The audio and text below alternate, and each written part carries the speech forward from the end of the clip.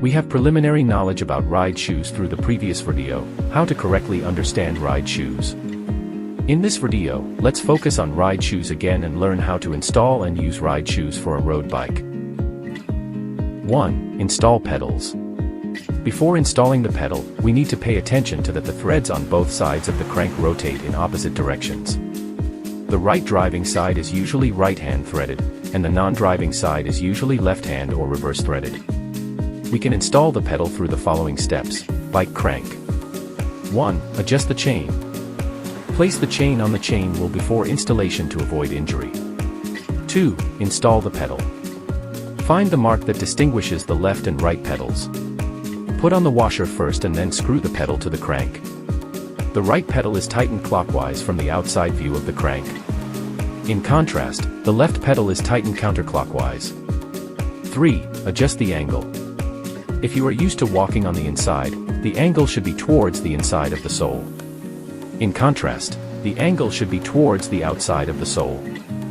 4. Adjust the locking force. The tightness should be appropriate when withdrawing the pedal. If it is too tight, it will be difficult to remove the lock. If it is too loose, it will easily cause the pedal to become loose. 2. How to install lock cleats. 1. Align the lock cleats with the 3 holes in the sole. 2. Place the washer between the lock cleats and the screw, align the screw in the shoe hole, and hand tighten for initial fix. 3. Slide the cleats downwards to adjust the lock position on the shoe sole. 4. Use a hexagonal wrench to tighten the screws. Be careful, the first screw should better not be fastened very tight, after fastening all the screws then tightening every screws. 3. Tips for getting on and off the bike. 1. Get on and lock. Let the front part of the cleat catch the front part of the lock pedal first, and then step down when it is stuck in the appropriate position. To maintain body balance, amateurs should better find a support point.